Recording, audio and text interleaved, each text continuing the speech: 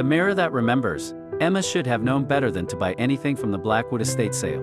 The whole neighborhood whispered about old Harold Blackwood's descent into madness before his death, how he'd boarded up every mirror in his Victorian mansion, how neighbors heard him screaming at his own reflection in the middle of the night. But the antique mirror was perfect for her new apartment, and at $50, it was a steal. The ornate silver frame was tarnished but beautiful, depicting writhing vines and thorns that seemed to move in her peripheral vision. The glass itself was old and slightly warped, giving reflections a dreamy, ethereal quality. Emma hung it in her bedroom that same evening, positioning it perfectly across from her bed. That first night, she dreamed of drowning. She woke gasping, her sheets soaked with sweat that smelled inexplicably of lake water. In the dim morning light filtering through her curtains, Emma caught her reflection in the new mirror. For just a moment, her hair appeared wet and stringy, clinging to her face like seaweed. She blinked, and the illusion vanished. Just a weird dream, she told herself. But the dreams continued.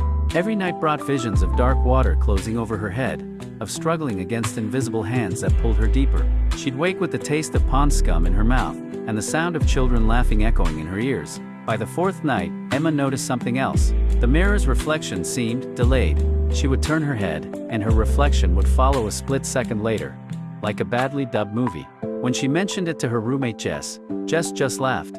"Mirrors don't lag, Em. You're just tired. Maybe lay off the late-night Netflix." But Emma knew what she was seeing, and it was getting worse. On the seventh night, Emma woke to find someone else in the mirror. A little girl, maybe 8 years old, stood behind her reflection. The child wore a wet, torn dress from another era, her skin blue, white and bloated. Tangled hair hung in strings around a face with hollow, knowing eyes. The girl's mouth moved as if speaking, but no sound emerged. Emma spun around. Her bedroom was empty. When she looked back at the mirror, the girl was gone, but Emma's own reflection remained, smiling a smile that Emma wasn't making. The next morning, Emma researched the Blackwood family. What she found made her blood run cold. In 1953, Harold Blackwood's 8-year-old daughter, Lucy, had drowned in the pond behind their house. Harold's wife blamed him for not watching her closely enough. She left him a month later, taking their other children. Harold lived alone in that house for 67 years, never remarrying, never recovering from the guilt. According to newspaper archives, neighbors reported Harold talking to empty rooms, setting places at dinner for family members who weren't there. But the most disturbing detail came from the police report filed after his death. Every mirror in the house had been covered with black paint except one. The antique mirror in his bedroom, which officers found positioned to reflect his bed. Harold had died staring into that mirror. Emma tried to take the mirror down that evening, but the mounting screws wouldn't budge. She tried covering it with a sheet, but every morning the sheet lay crumpled on the floor. She considered breaking it, but something deep in her gut warned against that course of action. Instead, she decided to sleep in the living room. At 3:17 a.m., Emma woke to the sound of dripping water. The sound was coming from her bedroom. Against every instinct screaming at her to leave, Emma crept toward the sound. Her bedroom door stood ajar, though she was certain she'd closed it. Water was leaking from under her bedroom door? Emma pushed the door open and gasped. Her bedroom was flooded with murky pond water that reached her ankles. Lily pads floated on the surface, and something that looked like fish scales glittered in the moonlight streaming through her window. But it was the mirror that made her scream.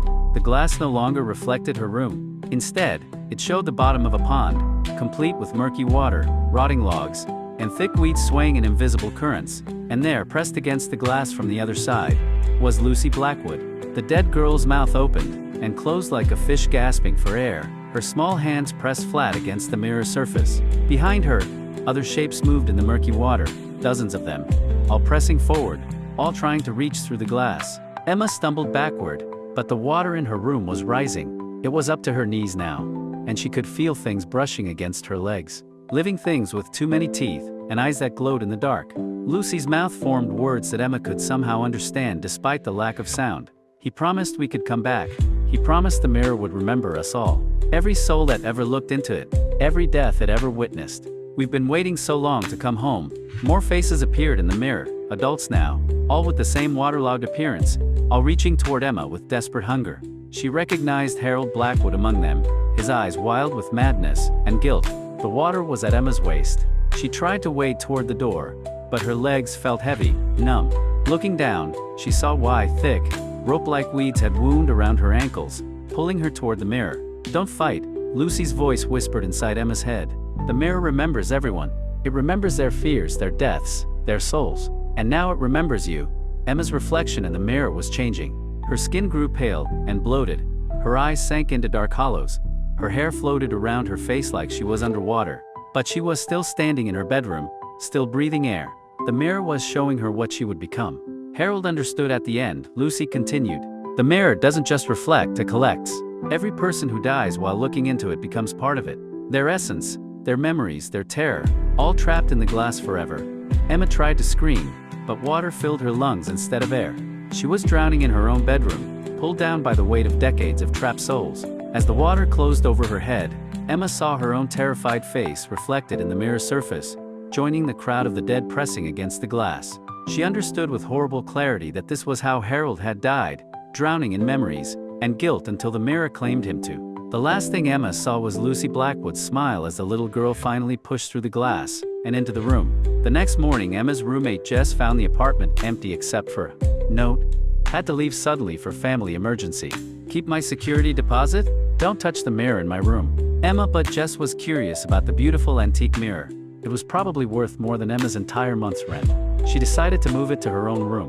That night, as Jess brushed her teeth before bed, she noticed something odd in the mirror's reflection. Standing behind her own image was a young woman with hollow eyes and waterlogged skin, mouthing words Jess couldn't hear. Don't trust the mirror. It remembers everything. It's hungry for more. Jess spun around, but her room was empty. When she looked back at the mirror, only her own reflection stared back. But for just a moment, she could have sworn she saw Emma's terrified face pressed against the glass from the other side. The mirror had indeed remembered Emma, and now it was ready to remember Jess too. In the depths of the glass, dozens of trapped souls pressed forward, each one eager to welcome their newest addition to the collection. The mirror that remembers never forgets a face, and it never stops collecting.